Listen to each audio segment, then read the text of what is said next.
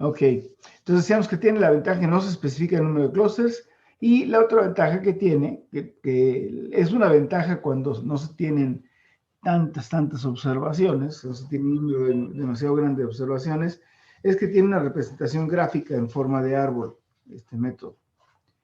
Esa representación gráfica que tiene una forma de árbol se le conoce como dendrograma. Esa es la otra ventaja que se le encuentra, y el algoritmo lo que hace es ir agrupando de abajo hacia arriba. Entonces toma primero todas las observaciones y luego empieza a juntarlas de acuerdo a qué tan similares son. Vamos a ilustrarlo con estos datos que son simulados. Estos son simulados, sabemos que vienen de 3 diferentes clases, ¿sí? Y están en 2 dimensiones para que sea fácil visualizar cómo están los datos, perdón. Entonces, lo que hace el clustering jerárquico, y ahorita vamos a ver que hay diferentes métodos, es toma primero cada observación empieza siendo un clúster. Cada dato en nuestro conjunto de datos comienza siendo un clúster. Y luego lo que empieza, aquí, por ejemplo, este es el principio, digamos, del algoritmo, donde todos los datos aquí son un clúster.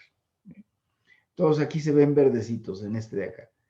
Luego viene en la siguiente etapa, ya se empiezan a agrupar algunos de las observaciones por similitudes, y así se sigue agrupando hasta que terminamos definiendo con cuántos clústeres nos vamos a quedar.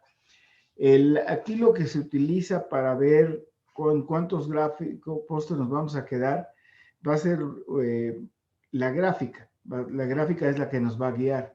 Entonces, por ejemplo, nosotros podríamos decidir quedarnos únicamente con 2 clústeres, y entonces elegiríamos aquí nuestro punto de corte aquí, ¿sí? Que es más o menos el punto medio entre este punto y este punto.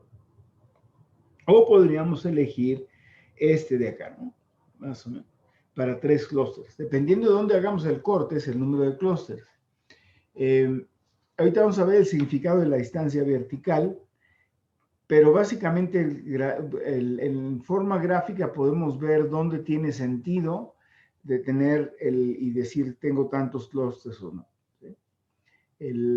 No se especifican antes, pero sí hay hasta cierto punto un tema subjetivo, porque depende mucho de cómo interpretemos la gráfica para ver cuántos clústeres definimos.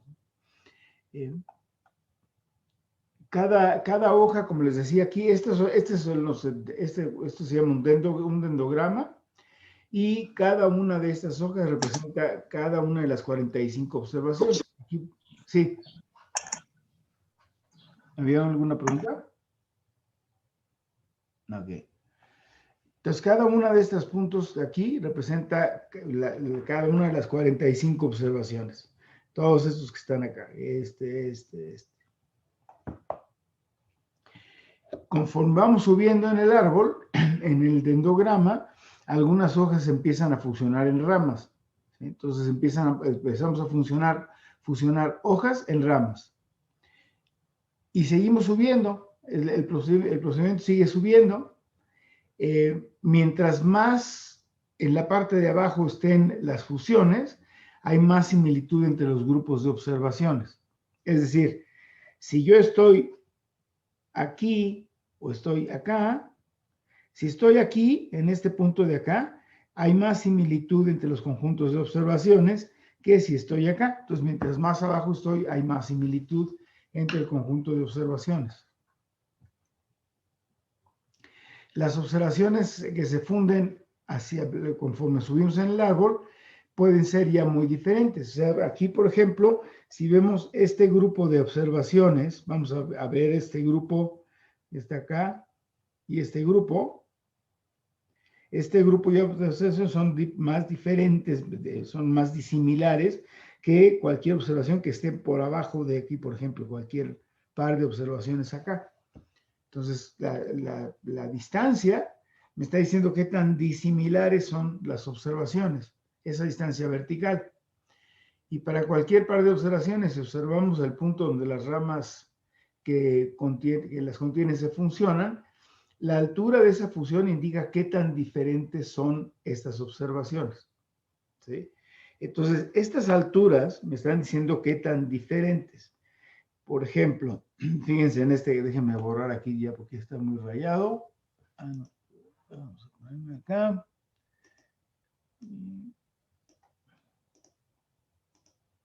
Fíjense. Si yo veo, comparo este grupo de observaciones con este de acá, lo que me está diciendo es que como esta distancia es mayor, la disimilaridad entre este mayor, por ejemplo, fíjense, vamos a ver que,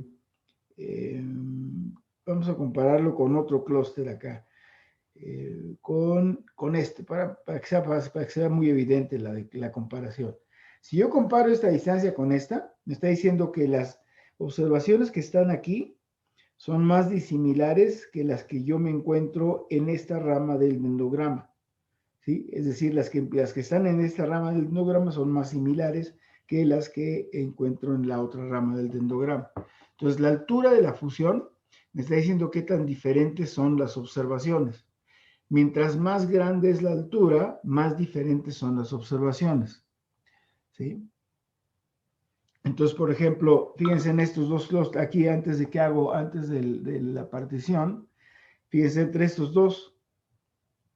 Si yo veo este clúster que está definido por esta rama de acá, esta rama me incluye todas estas observaciones, ¿no? Es las que me incluye.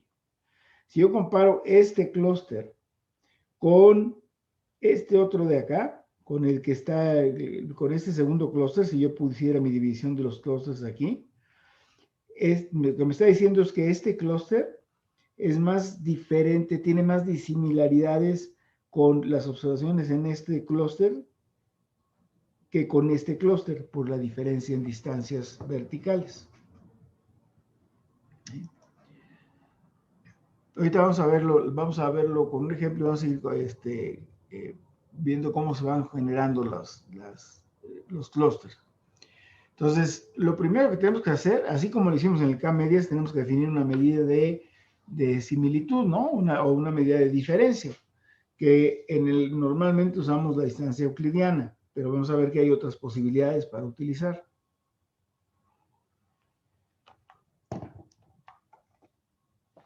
Ahora, una vez que tenemos todas las observaciones, iniciamos en la parte más baja del dendrograma y cada una de las observaciones la tratamos como un conglomerado. Déjenme adelantarme aquí porque hay una gráfica que me va a ayudar a explicar esto.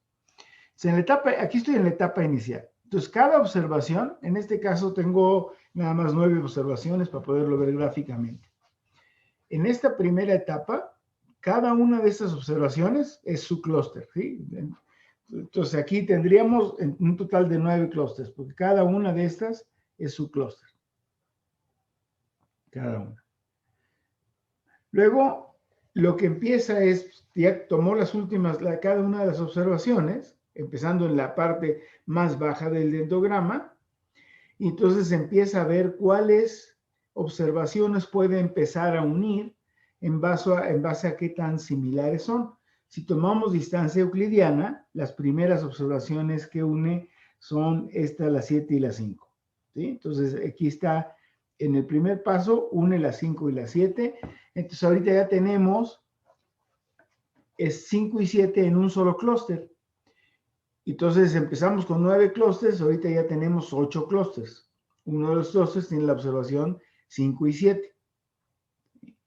Entonces, ¿qué es lo que dice aquí? Los dos conglomerados que son más similares, entre ellos se unen de forma tal que ahora hay n-1 conglomerados. Aquí teníamos cada observación en un conglomerado, ahora tengo n-1 conglomerados.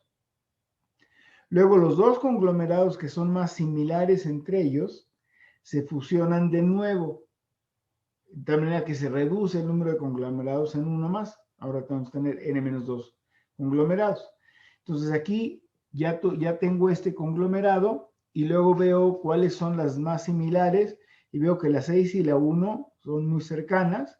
Entonces se define este otro conglomerado y ahora ya tengo, en lugar de tener 9, que era el principio, ahora tengo 7 conglomerados. Tengo 1, 2, 3, 4, 5, 6 y 7 conglomerados.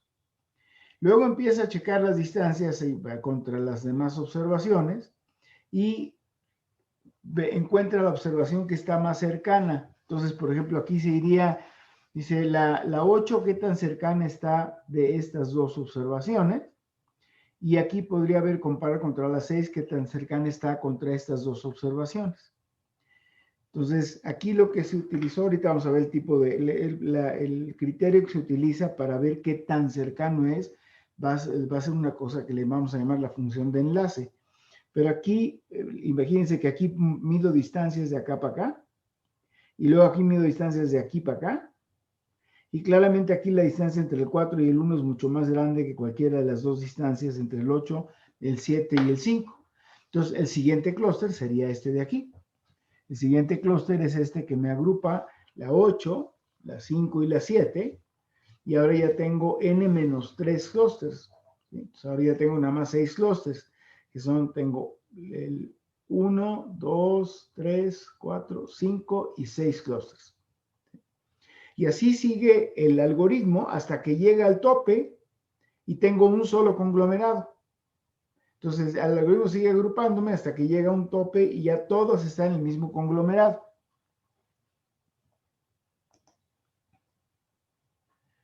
Entonces, aquí, estas son como se verían las observaciones. Aquí tengo, fíjense, las primeras que unió fueron la 1 y la 6. Acá está. Digo, perdón, 5 y 7 y la 1 y la 6, ¿no? Aquí la línea la puse 5 y 7, que son estas dos, y la 1 y la 6. Las primeras que encontró fueron ¿cuáles? La 5 y la 7.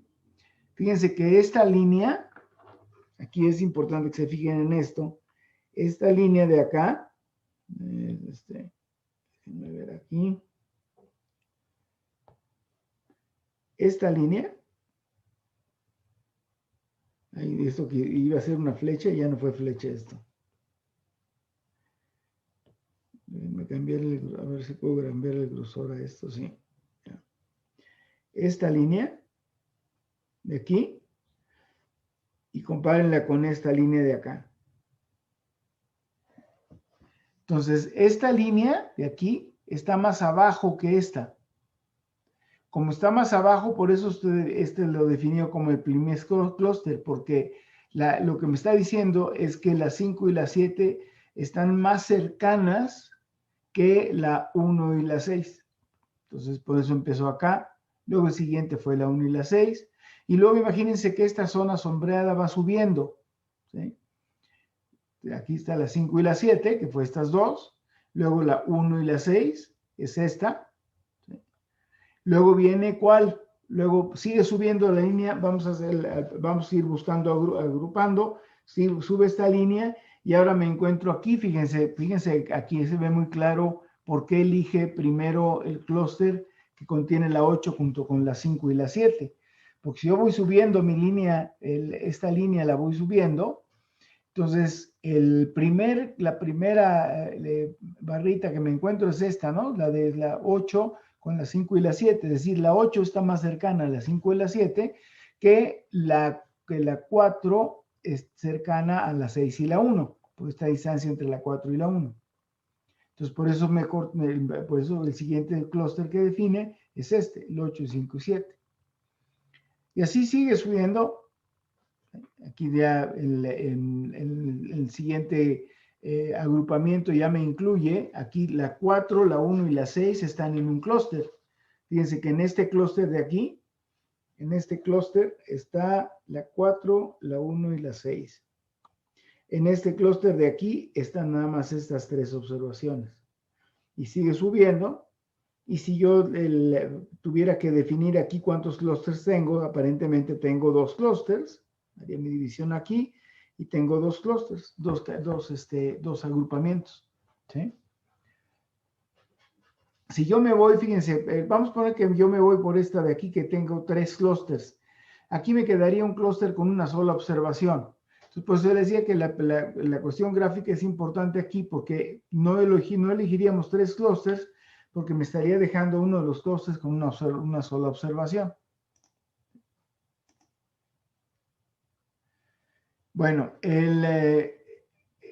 aquí en general definimos un criterio para medir similaridad y disimilaridad y en este caso estamos utilizando distancia euclidiana.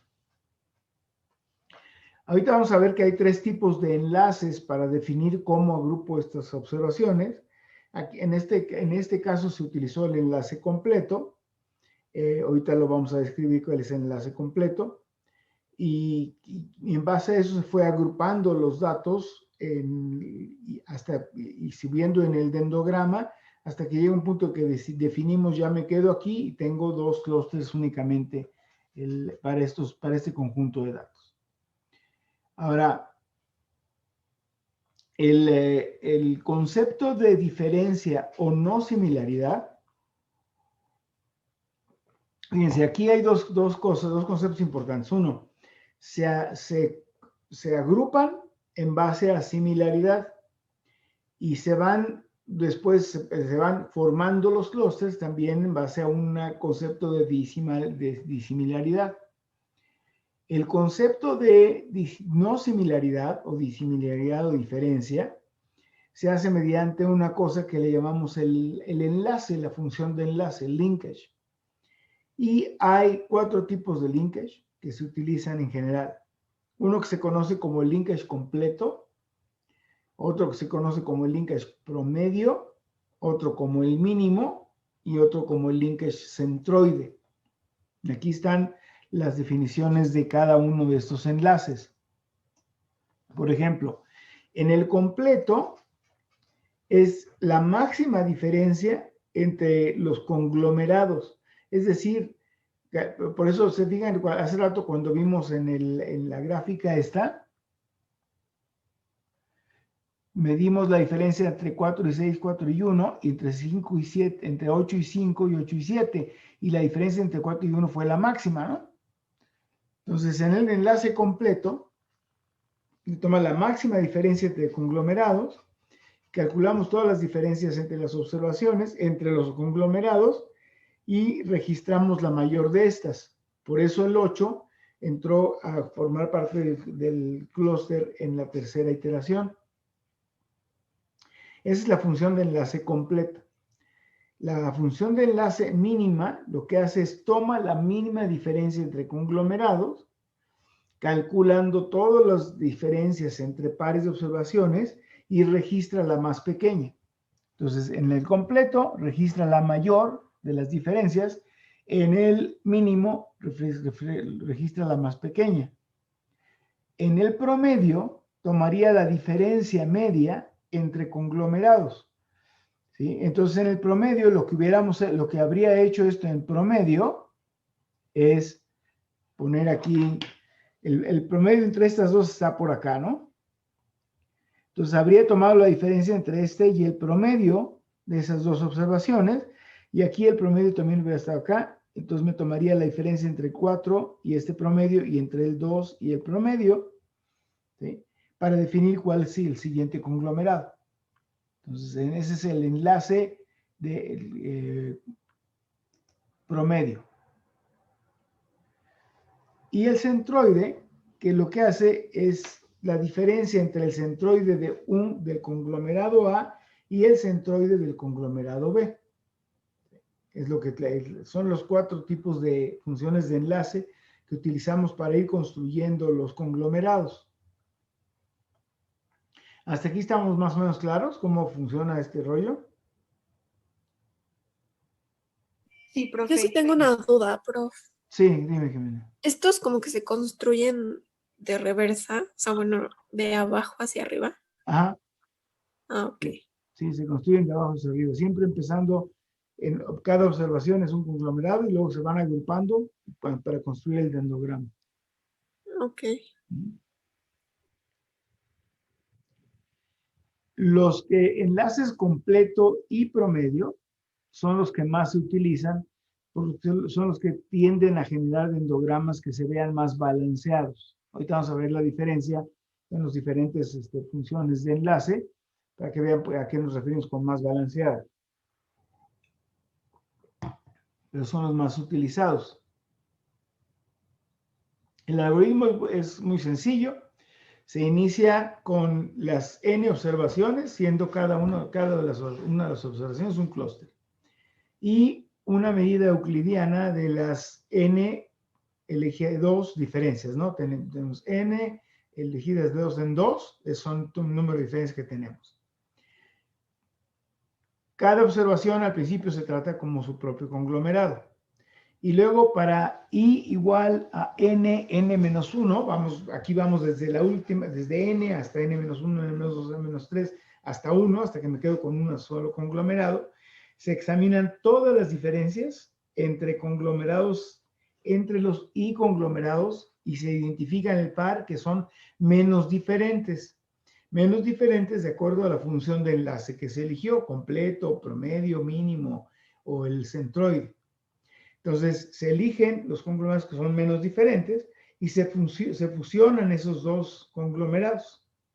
La diferencia entre los dos conglomerados indica la altura en el dendrograma en la cual la fusión debe ser colocada, ¿sí? Entonces, la diferencia que encuentran si vamos a poner que están utilizando el máximo o el promedio, ese promedio de diferencias que encuentran entre las observaciones, que utilizamos para fusionar dos conglomerados, esa diferencia nos dice la altura en el dendrograma, ¿sí? Por consiguiente, esa altura nos está midiendo disimilaridad. Se calculan las nuevas diferencias entre los conglomerados entre los i-1 restantes. Entonces, conforme voy avanzando en i, y es de igual a n-1, va a llegar hasta el momento que ya no tenga más que un solo conglomerado. Ese es el algoritmo. Entonces, aquí, por ejemplo, fíjense, son los mismos datos, y aquí están con el función de enlace promedio, función de enlace completo y función de enlace sencillo, que es el mínimo, ¿sí? El single también se le conoce como el mínimo. Entonces, como ven, el mínimo me da un resultado mucho más, menos estable que los otros dos enlaces, que el promedio y que el completo. Por eso siempre se prefieren estos dos métodos de enlace. Los preferidos son estos, o el completo o el promedio. El single, que es el mínimo, normalmente me da dendrogramas que están muy desbalanceados, ¿sí? Fíjense aquí, por ejemplo, si yo utilizara este método de enlace, aquí se vuelve más difícil definir cuántos conglomerados tengo, ¿no? Yo podría decir, ¿sabes qué? Pues tengo, a lo mejor me voy aquí y digo, tengo 3 conglomerados, ¿no? Tengo uno, dos, tres conglomerados, o 4, saldrían 4 ahí, ¿no? Pero están muy desbalanceados. Fíjense que cada conglomerado se ve muy desbalanceado. Aquí tengo un conglomerado que nada más tiene 2 observaciones. Y aquí tendría un conglomerado que tiene la gran mayoría y otro conglomerado que tiene nada más una observación. Entonces, para eso es lo que nos referimos con desbalanceado. En cambio, en este conglomerado, con la función de enlace promedio y con la función de enlace completa, es más claro ver dónde podríamos tener una división para tener un número razonable de conglomerados. Aquí pinta, si me voy con el promedio, pinta que tendríamos estos conglomerados. Tendríamos 1, 2, 3, 4 conglomerados, a lo mejor. Puede ser que defina más acá abajo, pero ahorita tiene sentido que sean esos 4 conglomerados por las distancias. Fíjense que estas distancias, todas, ya cuando estamos por acá abajo, todas estas distancias son muy pequeñitas, ¿sí? Encuentro distancias muy pequeñitas, o si encuentro distancias grandes, por ejemplo, en este caso encuentro una distancia grande, pero me quedaría un conglomerado con nada más 3 observaciones, 5 observaciones. Entonces les digo, sí es subjetivo la elección de conglomerados, pero es muy gráfica la elección. Ahora, Aquí tengo un número razonable de observaciones. Si tengo, por el caso de transacciones en un banco, para agrupar transacciones, hacer análisis de conglomerados de mis transacciones, ¿no? Para ver qué tienen en común. Si tengo millones de transacciones, ya gráficamente no me sirve ver esto, ¿no? Entonces, esto es práctico hasta cierto punto, cuando el número de observaciones no es demasiado grande. Si ya tengo miles de observaciones, no voy ni siquiera va a ser leíble el dendograma. Prof, y el otro, habían 4 tipos, ¿no? ¿Mandé? El tipo de centroide era, ¿cómo se Sí, el centroide. El otro sí, el otro no lo incluí aquí, el de centroide. El de centroide da un resultado también más desbalanceado. Ok. ¿Sí? Por eso no lo incluí aquí. Pero normalmente usamos estos dos, ¿eh? El completo o el promedio, y comparamos los dos resultados. Normalmente usamos los dos y vemos cuál es el que tiene más sentido, y de nuevo nos confiamos mucho en el tema visual. Aquí sí confiamos mucho en el tema visual. Hay otros métodos para no confiar tanto en el tema visual. No vamos a entrar en esos métodos porque algunos tienen algunas complejidades y se vuelven útiles cuando tenemos muchos datos, ¿no? Millones de observaciones, porque entonces ya no podemos ya no podemos depender del endograma, de cómo se ve visualmente el endograma. Otra medida de diferencia que se puede utilizar está basada en la correlación. Entonces, por ejemplo, dos medidas decimos que son similares si sus características están correlacionadas, están altamente correlacionadas. Esto también se conoce como similaridad entre perfiles de las observaciones, no en las magnitudes de las observaciones. Por ejemplo, en marketing, para identificar subgrupos de compradores similares, si pensamos que cada observación es un comprador y tenemos un historial de compra que tiene ese comprador, ¿sí? Por ejemplo, aquí estamos hablando de un ejemplo que esto puede ser diferente, ¿no? Para cada comprador yo tengo el número de veces que el comprador ha comprado X artículo. Entonces aquí, en lugar de usar distancia euclidiana, podemos usar la correlación. ¿Qué tanto se parece un comprador a otro en su patrón de compra? ¿Sí? ¿Qué tanto un comprador que compra muy frecuentemente cereal Special K, pues se va a parecer a otros compradores que compran frecuentemente Special K, el cereal ese? Y en base a esos patrones de comportamiento, analizamos cómo los agrupamos. Esto es lo que esto también se conoce como un perfil. Por ejemplo, esto podría ser un perfil transaccional, ¿no? Y se puede aplicar a marketing para ver perfiles de compra. Se puede aplicar en la banca, se aplica mucho para comportamientos transaccionales de los clientes, para agrupar y ver cuál es el cliente. Por ejemplo, agrupar los clientes que tienden a llamar mucho a un call center, ¿sí? Porque a lo mejor a ese grupo de clientes se les puede diseñar una estrategia para ayudarlos a que aprendan a checar su saldo en su teléfono celular, por decir algo, ¿no? Y que no estén llamando tanto al call center.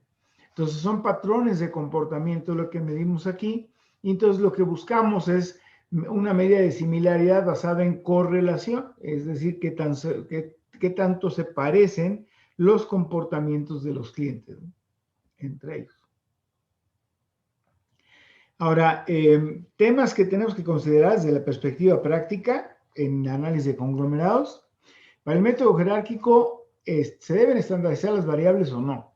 Si usamos distancia euclidiana, deberíamos estandarizar las variables. Porque acuérdense que si usamos distancia euclidiana para juzgar similaridad, pues entonces sí va a ser importante la escala, ¿no? Entonces sí tendríamos que escalar las variables. Si vamos a utilizar correlación entre, por ejemplo, patrones transaccionales, la correlación, pues la vamos per se es una forma de estandarización, ¿sí? Cuando correlacionamos observaciones. ¿Qué medida debemos utilizar? De nuevo aquí, la recomendación es siempre usar o enlace completo o enlace promedio, porque son los que dan dendrogramas más balanceados y en cierta forma eso nos genera resultados más robustos. ¿Qué tipo de enlaces? Estas dos van juntas porque van asociados la medida de similaridad con el enlace, ¿no? ¿Dónde debemos hacer el corte para el dendrograma para obtener los conglomerados? De nuevo aquí descansamos mucho en la parte gráfica, pero esas distancias que vemos nos están midiendo qué tan disimilares son los diferentes conglomerados y eso nos ayuda a tener un criterio de dónde debemos partir para definir el número de conglomerados. En cada medida ya vimos que sí se deben estandarizar las variables. Ya vimos que hay formas de determinar cuántos conglomerados se pueden utilizar. Perdón, Sí. ¿en el jerárquico se deben estandarizar las variables? Si estamos utilizando como medida de similaridad la distancia euclidiana, sí. Ok, Sí, porque si no, si yo tengo unidades de medida muy diferentes, algo que mide en millones y algo que mide en decenas, entonces las distancias van a verse impactadas por eso, ¿no? Por las unidades de medición. Entonces sí es conveniente estandarizarlas. Ok, gracias. Si no hay grandes diferencias, no tiene sentido. O sea, si estoy hablando de decenas contra centenas, no hay gran impacto si no estandarizo. ¿No? Y profe, una pregunta, esto de estandarizar con lo de centenas y docenas, ¿es más, o sea, el criterio del actuario? O sea, si por ejemplo se diera el caso y nosotros decimos, no, nosotros sí creemos que entre centenas y decenas sí se tiene que estandarizar, ¿se puede? Sí. Perfecto. Sí. Siempre, muchas de estas cosas van a ser siempre a criterio de quien está haciendo el análisis, ¿no? Porque es el que está, claro que si se está trabajando, por ejemplo, en un esquema de consultor, donde estás trabajando con alguien que es el experto en el tema, la opinión del experto en el tema tiene mucho que ver, ¿sí? Porque si estás hablando de mediciones que tienen que ver con cosas clínicas, por ejemplo, pues más vale que sí te apoyes en alguien que sí sepa de temas clínicos para ver si el tipo de estandarización que estás haciendo tiene sentido o no tiene sentido. Ahora, en cuanto a la Y lo del corte del dendrograma, ¿cuál era? Lo del corte que tenemos que hacer. ¿Dónde se hace el corte? Se hace, digo, ahí mucho es el criterio visual, ahorita lo vamos a ver. Normalmente escoges un lugar de corte donde haya suficiente separación entre los conglomerados y que no te queden conglomerados muy desbalanceados. Miren, déjenme regresarme tantito aquí. A este. Aquí, si yo comparo, vamos a poner que son datos reales, tengo que definir cuántos conglomerados. Hago el ejercicio con estas tres funciones de enlace. Defino que esta la voy a desechar, porque esta de acá la voy a desechar, porque me da un dendrograma demasiado desbalanceado. Entonces lo voy a desechar. Está entre este y este. Entonces, si yo veo el de average linkage, empiezo a ver que tiene varias desventajas. Si yo empiezo a definir mis conglomerados, por ejemplo, aquí, fíjense, vamos a poner que yo escojo aquí. Aquí tengo 2, 3, 4 conglomerados. Este conglomerado, este de aquí, este primerito, me quedan nada más 2 observaciones en ese conglomerado. En este de acá me quedan nada más 2 observaciones. Entonces está muy desbalanceado. No podría irme con 4 conglomerados aquí. Aquí también tiene mucho sentido comentar con el experto. Vamos a poner que estoy haciendo esto en un banco, entonces estos son clientes de tarjeta de crédito.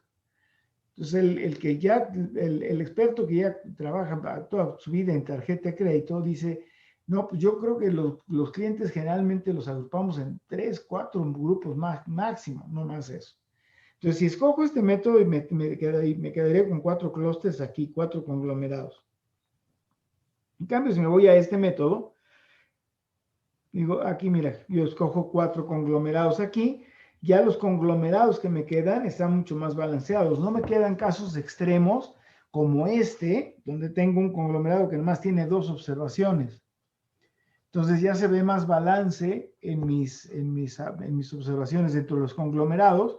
Entonces aquí yo me iría con este método de Complete Linkage, es el que elegiría, y elegiría 4 conglomerados por las distancias, ¿sí? Si me voy más abajo, estas distancias ya están muy pequeñitas, fíjense, esta de aquí, por ejemplo, yo veo, déjenme ver cuál es esta otra, bueno, esta ni se diga, esta está demasiado chiquitita la diferencia.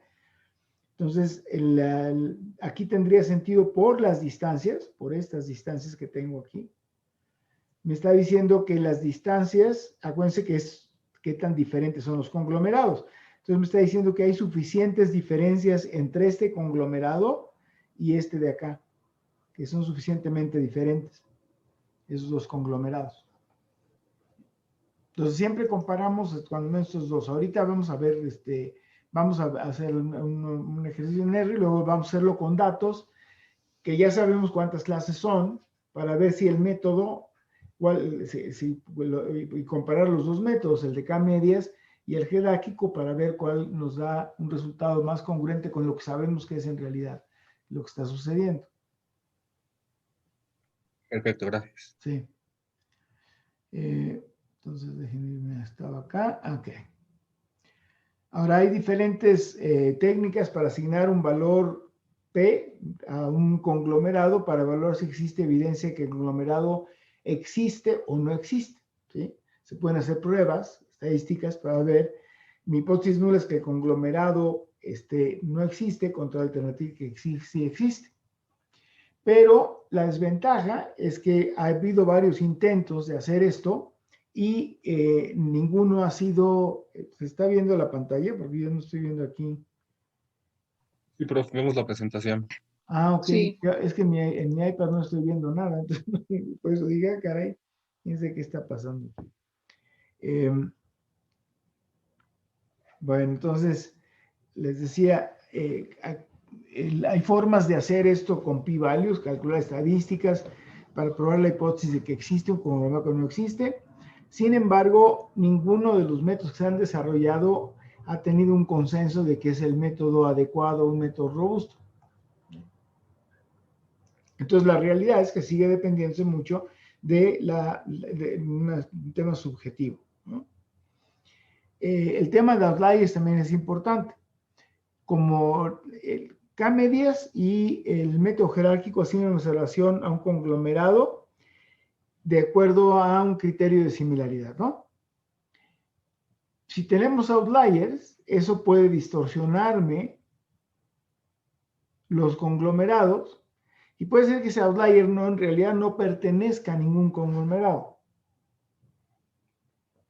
Los outliers, en el caso de análisis de conglomerados, pueden tener información muy útil, porque puede ser que ese outlier me esté diciendo que existe algún otro agrupamiento del cual no he podido observar, pero que por ahí existe, ¿no? Existe ese agrupamiento. Pero sí hay que tener esa consideración. Un outlier me puede o desviar y hacerme pensar que tengo más conglomerados de los debidos, o el distorsionar un conglomerado. Hay unos modelos que se llaman modelos de mezclas, que son una versión suave de K-medias, que también se han utilizado para análisis de conglomerados. Análisis de conglomerados como K-medias son métodos de aprendizaje no supervisado. Como son no supervisado, va a haber siempre algo de subjetivo en el resultado que voy a obtener, porque no tengo clases bien definidas, sabiendo que una observación viene de una clase de otra, como es en el caso de clasificación. Entonces, ha habido diferentes esfuerzos para hacer mejores modelos de clustering, utilizando algunas técnicas de aprendizaje de máquina, adaptándolas a aprendizaje no supervisado. Esto pasa con todos los métodos de clustering, no son robustos a perturbaciones en los datos. O sea, si tomo un conjunto diferente de datos, mis resultados de los clústeres pueden ser completamente diferentes, ¿sí? Son muy sensibles a los datos. Entonces no son robustos, no son métodos robustos.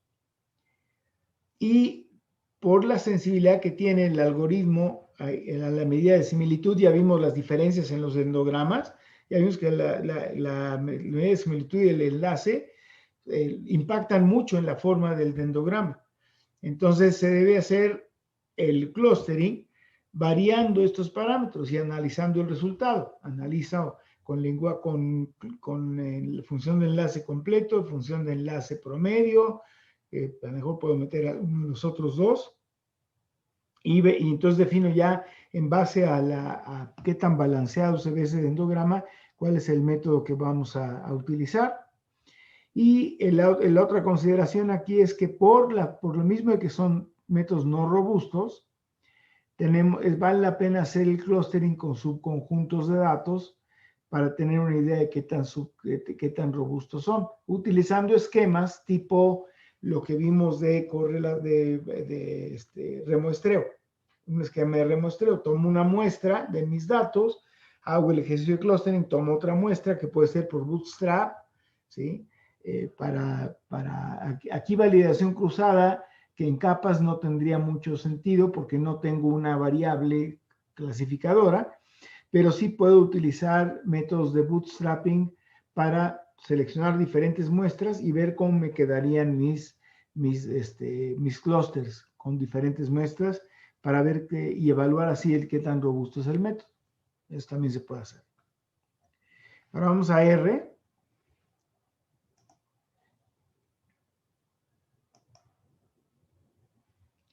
Hay un script que se llama AM12 Clustering Jerárquico. Entonces bajen su script.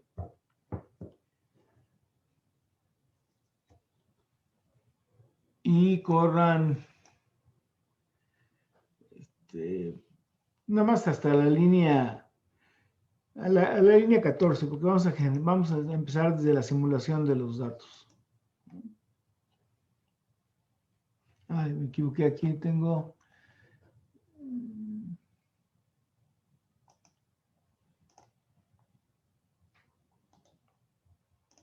If required.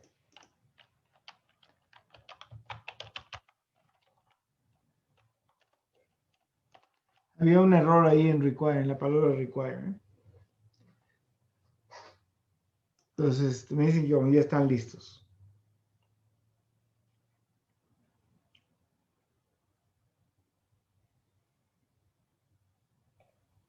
¿Cuál es el 12? Es el 12, sí, AM12 Clustering Jerárquico.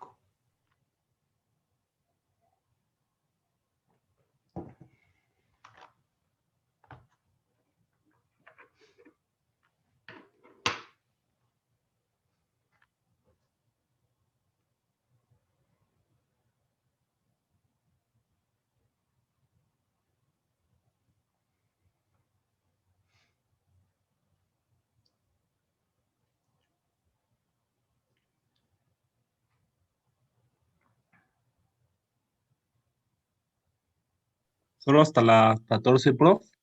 Sí. Si ya llegaron, me dicen.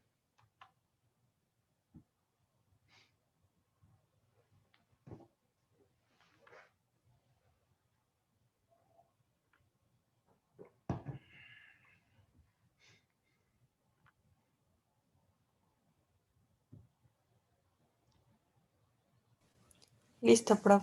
¿Listo? Ok. Bueno, aquí la primera parte nada más vamos a simular dos grupos de datos ambos vienen de distribuciones normales. Entonces vamos a hacer un data frame con nuestros dos conjuntos de datos, generando de números aleatorios normales con media 0, varianza 1. Luego a los primeros 25 renglones le sumo 3 para que tengan media 3. Y los otros, los últimos, la primera columna le sumo 3. Y la segunda columna, los otros 25, le resto 4 para que tenga media menos 4. O sea, aquí tengo mis dos variables, ¿no? Tengo mi x1 y x2. Vamos a ver cómo son los histogramas. Fíjense, aquí están mis histogramas de los dos grupos. Son datos simulados, sé que son dos grupos, ¿sí? Aquí no hay duda. Hay dos grupos de datos. Unos tienen media 3 y el otros tienen media menos 4. Luego vamos a hacer la gráfica aquí de los puntos. Aquí están mis puntos. Estos son mis datos que tengo que definir en cuántos grupos pertenecen para hacer el análisis de clúster.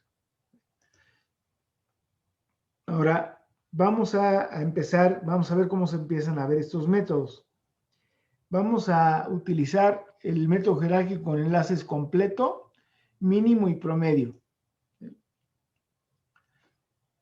La función dist es la que vamos a utilizar para calcular la matriz de 50 por 50 distancias euclidianas. Entonces, con la función dist yo le doy un data frame, una matriz, y me va a calcular todas las distancias euclidianas entre pares.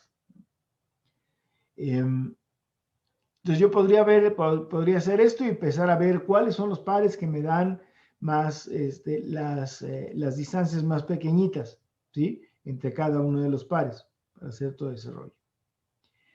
Entonces aquí le digo que vamos a utilizar la función hclust, que viene con el paquete ISLR. hclust es para hacer el hierarchical clustering, hclust, por eso es la H. Le vamos a decir que utilice distancia euclidiana, ¿sí? De X, y el método que utilice sea el completo. Y luego vamos a hacer lo mismo para el método de promedio y el método de single. Entonces, con esto vamos a hacer ya hicimos el clustering ahí con el método de completo, el linkage completo.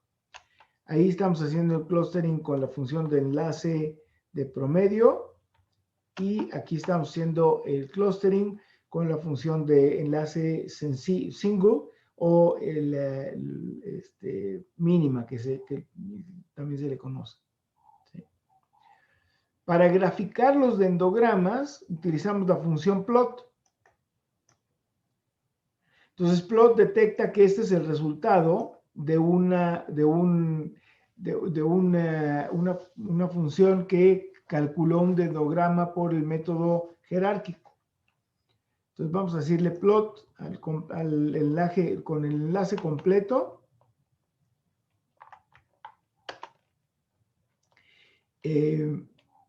Luego vamos a hacerla con el enlace de link, el promedio, y luego es el enlace single, ¿sí? Entonces esto se parece a la gráfica que tienen ustedes ahí.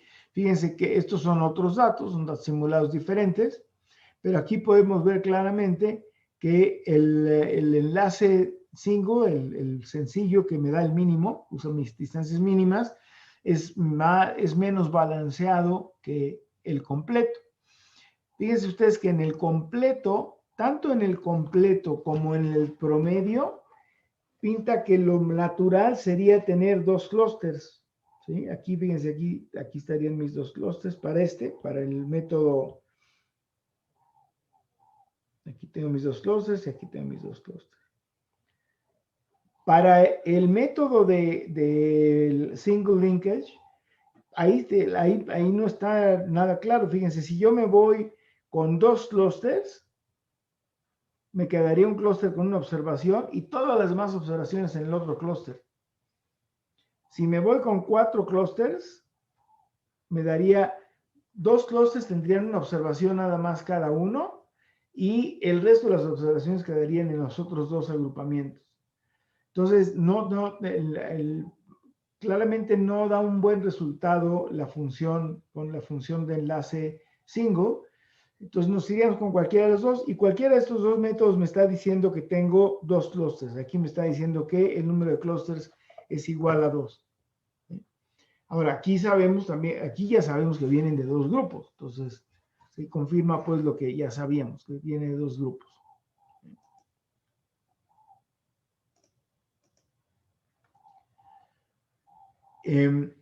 Ahora vamos a poner las etiquetas de clúster a cada observación. Ya que generé los dendrogramas, los puedo etiquetar a cada una de los clústeres. Para cada observación utilizamos la función cut_tree, ¿sí? Cut_tree es una función que me va a ayudar a nada más etiquetar, es lo que va a hacer. Entonces le doy cut_tree y aquí me está diciendo que para cada observación con el enlace completo, la primera observación la etiquetó como 1, así hasta la observación 25, y luego de la observación 26 en adelante los etiquetó como 2.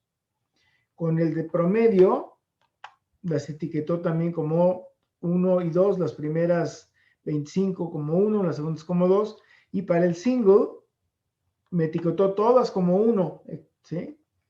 Para el single linkage. Entonces el algoritmo me está determinando que el número de clústeres fue 2 con estos dos métodos, el completo y el promedio, y con el de single me da un solo clúster, que sería esto, aquí, con el de single. Ahora... Bueno, prof, aquí sí sale creo que un 2 en el single. Sale un 2 ahí. Bueno, sí puede ser porque acuérdate que usamos números aleatorios simulados al azar, simulados. Entonces la semilla pues, depende de el conjunto de datos que tuviste tú es diferente al que tengo yo. Ah, ok. Sí, entonces sí, aquí puede haber diferencias porque estamos usando diferentes datos. Pues los estamos generando en forma aleatoria. Entonces, para estos datos, tanto los dos primeros métodos, el complete y el average linkage, me identifican el clúster correctamente. Los identificaron que vienen de dos clústeres y los identificaron correctamente. Los primeros 25 los pusieron como clúster 1, los últimos 25 como clúster 2.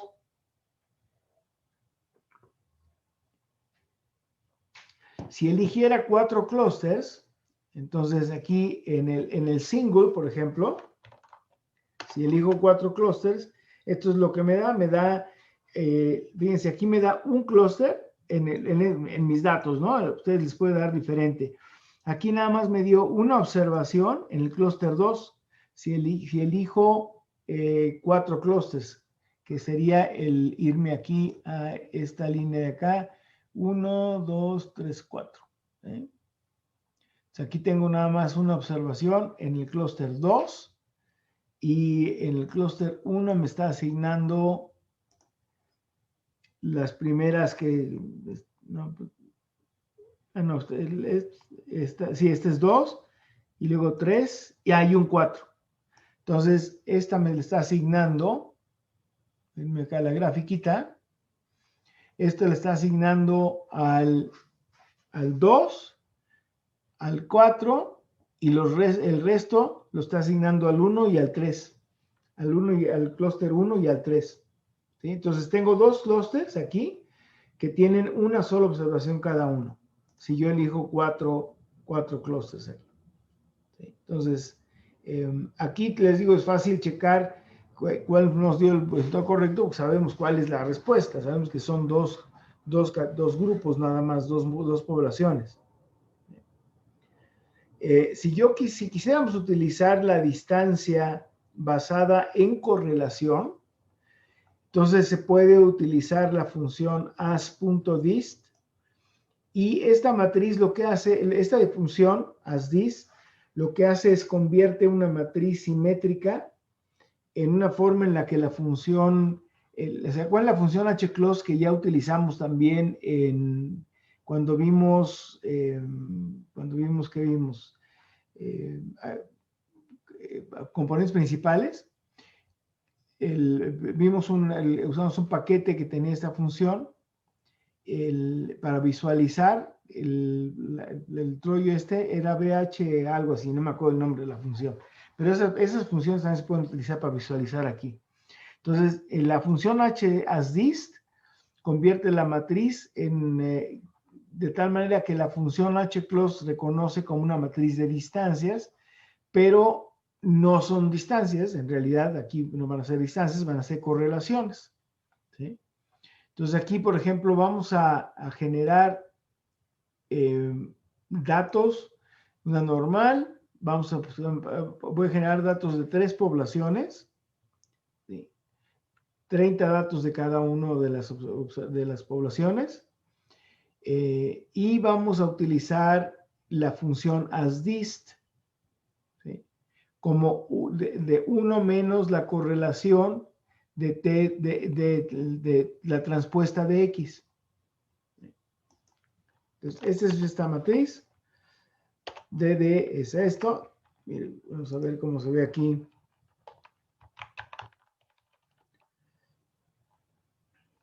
Y lo que voy a tener son valores que me están dando como distancia euclidiana, 1 menos la correlación de las observaciones en la matriz X, que tiene mis 3 poblaciones. Y si ahora grafico esto con me quedé con el par mfrow, déjenme cambiar esto. Lo voy a hacer con el linkage complete. Par mfrow C1,1. Aquí me está diciendo, esta es la gráfica de mi dendrograma con el linkage completo, con distancias basadas en correlaciones. Entonces aquí, basados en correlaciones, también vemos que es natural para quedarnos con 3 grupos, ¿no? Con 3 grupos. Para hacer mi partición justamente aquí, más o menos aquí. Déjenme verla aquí, déjenme hacerla aquí.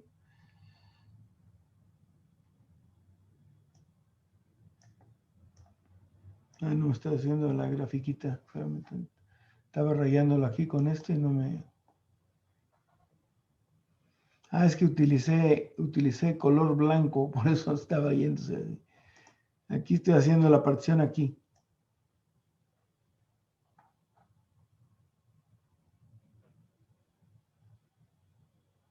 ¿Sí? Estoy haciendo mi partición ahí, estoy teniendo 3 clústeres, se ven balanceados, etcétera, y muy probablemente la clasificación sea más o menos correcta de acuerdo a las observaciones como se generaron. Y estoy utilizando aquí correlaciones. Entonces hay forma de hacerlo también con las correlaciones. Vamos a verlo con estos datos. Los datos que vienen con estos datos vienen con el paquete ISLR. Son 6.830 mediciones de expresión de genes para 64 líneas de células carcinógenas. Entonces tengo 64 líneas de células carcinógenas y tengo un total de 6.830 mediciones de expresión. Entonces vamos a verlo como el NCI, déjenme darle aquí names, NCI 60. Tengo los datos y tengo las etiquetas, las labels, ¿no? Y lo que estoy haciendo aquí, le estoy diciendo, estoy creando una estructura con las etiquetas en NCI 60 labs. Y otro con los datos, nci.data. Si le doy aquí structure, nci60, desde aquí tengo, en los datos tengo en realidad tengo las variables que están nombradas, aquí nomás están nombradas como variables B1, B2, B3, B4, B5, B6, etcétera. Y tengo para cada una de las 64 variables, tengo 6.830 mediciones y sus etiquetas. que son dependiendo del tipo de célula que haya sido. Entonces pongo en una estructura las etiquetas, en otra estructura los datos. Los datos, es que no corrí esta instrucción, ahora sí ya. Los datos son 64 renglones por 6.830 características que tengo de cada una de las 64 células. Aquí tengo 6.830 mediciones de la expresión de genes para 64 células. Entonces, esa es la dimensión de mis datos. Las etiquetas, como se ven, tengo CNS, CNS, CNS, renal, etcétera, ¿no? Ahí tengo las diferentes etiquetas. Vamos a ver la tabla para ver cuántos tengo de cada uno. Tengo de células del pecho, son 7, CNS, quién sabe qué serán, del colon, de esta otra, quién sabe quién será, de leucemia, de renales, etcétera, ¿no? Entonces tengo ahí células que tienen cierta etiqueta, están etiquetadas por algún científico. Entonces cada línea está etiquetada con un tipo de cáncer, ¿sí? No sabemos, cada tipo de cáncer de pecho, cáncer de, ¿quién será que será CNS? Cáncer de colon, cáncer de próstata, cáncer renal, cáncer de ovarios, melanoma, y estos no sé qué serán. Bueno, estos son, este sí, leucemia, ¿no? Sí. Si lo conocemos. Entonces, aquí vamos a usar esta información. Ya sabemos qué tipo de cáncer. Lo que vamos a usar esta información es para hacer el clustering jerárquico para ver si se agrupan las observaciones en los diferentes tipos de cáncer. Es un caso donde ya sabemos cuántos tipos de cáncer hay y cuáles son. Pero vamos a ver si al hacer el clustering llegamos a determinar los tipos de cáncer que tenemos. Entonces vamos a hacer los datos, los voy a escalar, ¿sí? Vamos a estandarizar los datos. SD data es datos estandarizados. Y vamos a hacer la gráfica con los 3 métodos de linkage, ¿sí? Entonces vamos a hacer aquí con el completo, ¿sí? Aquí le estoy diciendo, déjenme recortarle aquí tantito para que se pueda leer todo en la pantalla.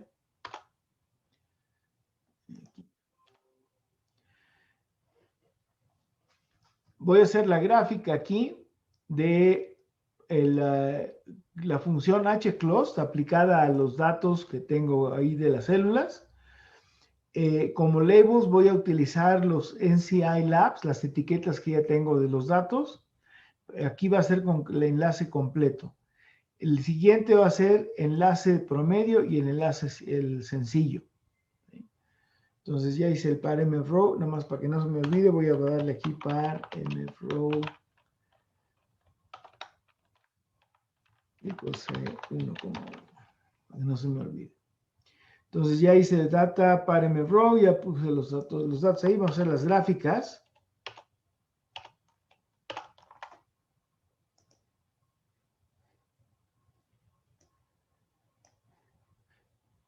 Voy a tratar de extender esto a ver si se alcanza a leer un poquito más.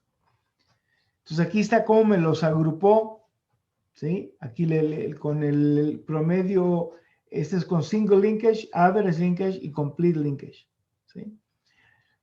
Aquí no son tantos datos, es decir, son 64 datos nada más.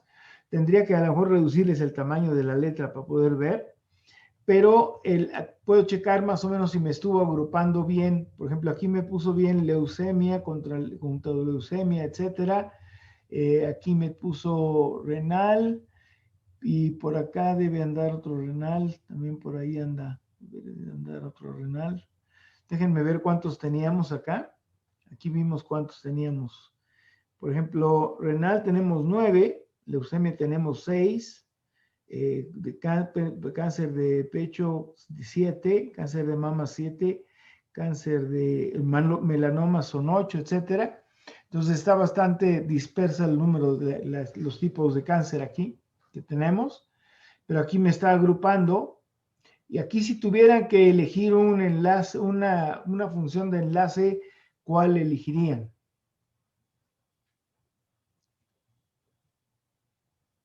El completo, Completo.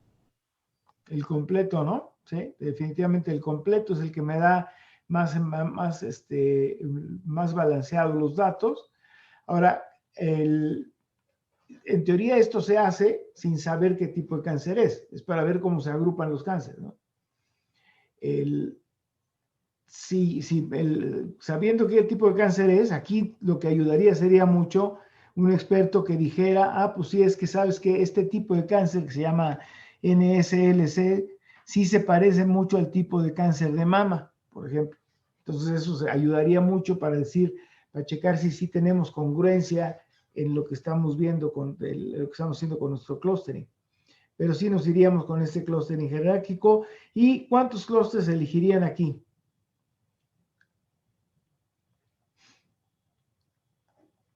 Acuérdense que en la práctica no tienen estas etiquetas.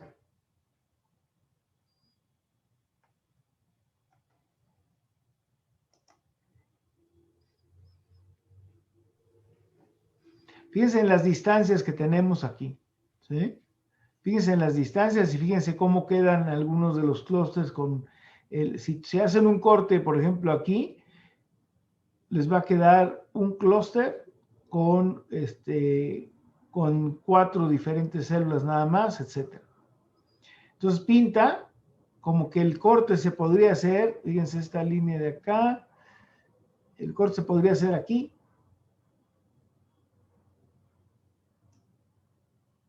Más o menos ahí. Entonces a lo mejor definiríamos que tenemos 1, 2, 3, 4, 5 tipos de 5 clústeres.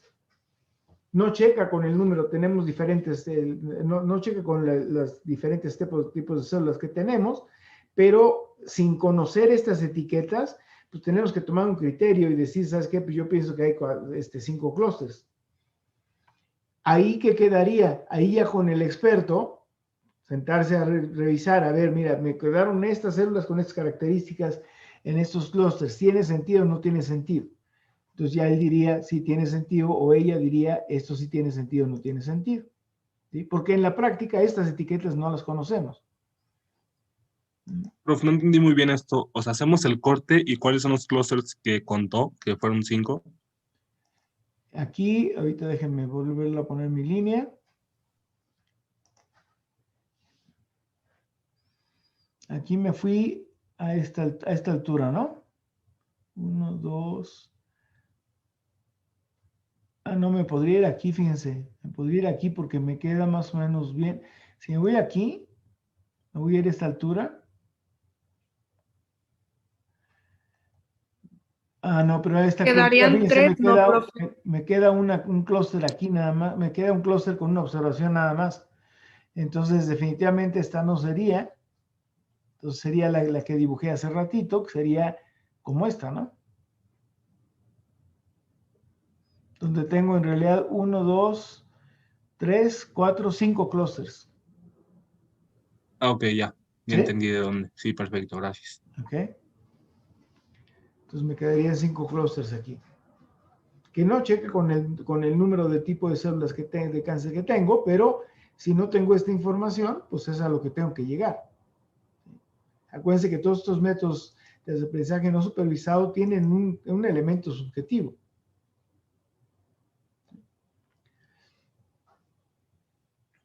Aquí, por ejemplo, podemos cortar el dendrograma a la altura de que nos dé un número particular de clústeres. Aquí escogí como ejemplo 4, voy a cambiarle a 5 para que quede como en el ejemplo que vimos ahorita. Entonces aquí voy a cambiar a 5. ¿Sí? Entonces voy a hacerlo con 5. Y aquí me quedarían los clústeres, así me quedarían los clústeres. ¿Sí? Entonces aquí me quedaría, fíjense, por ejemplo, todas las líneas de leucemia me están quedando aquí, excepto por este de qué, por este de aquí de 6, etcétera. Y para graficarlo, si utilizo 5, le cambié a 5 para hacerlo consistente con la línea que hice ahorita, ¿no? Voy a ponerle aquí, graficamos. Ahí.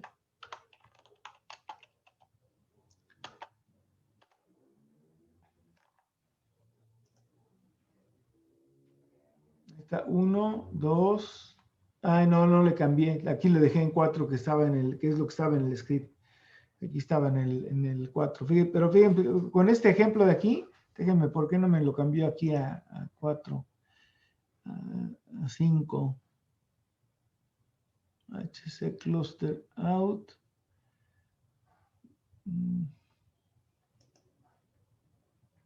Es que le puse HC. Aquí tengo la H139. Déjenme cambiar la altura para que sean mis 5 clusters que elegimos hace ratito. Vamos a ponerle 137.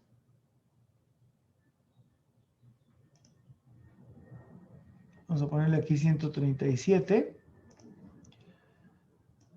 A ver si me da.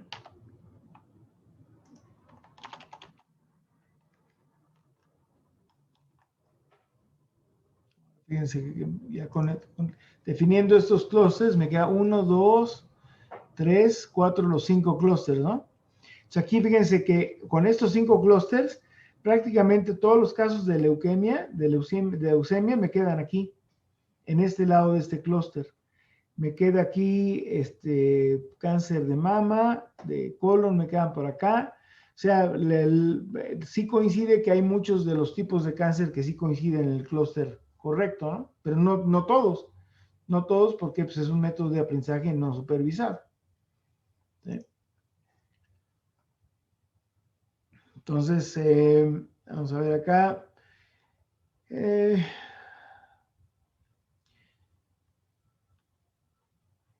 HCout, esto no lo hemos visto. ¿Qué me da? HCout me da el resumen. Me dice que utilizó el método completo, la distancia euclidiana, el número de objetos fueron 64. ¿Sí? Vamos a verlo con K-means, vamos a ver con 5 clusters con K-means para hacerlo consistente con lo que dibujamos ahorita, ¿no? Entonces voy a hacerlo con K-means, a ver cómo quedan los clusters. Aquí me quedan mis clusters con K-means, los 5 clusters. Aquí es como me quedaron en los 5 clusters en K-means. Y aquí pueden etiquetar los clusters con K-means y ver si coinciden, qué tanto coinciden con los de clustering jerárquico. ¿Sí?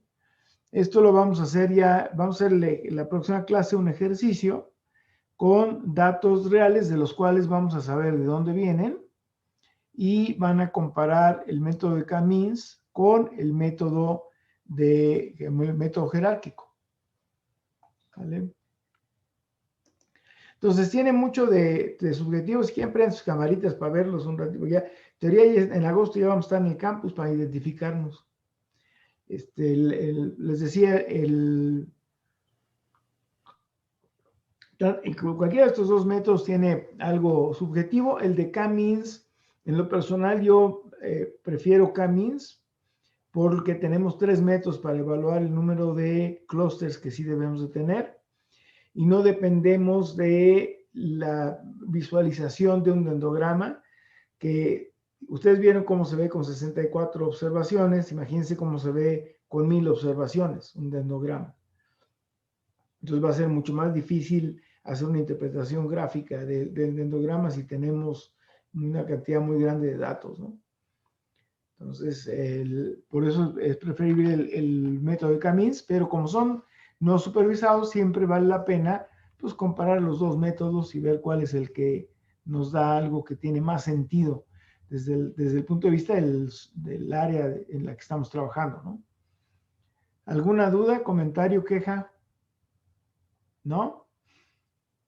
Dale, pues, ¿quién tenía Yo sí, dudas de su proyecto para Pues, profe. quedarnos? Nosotros también, profe.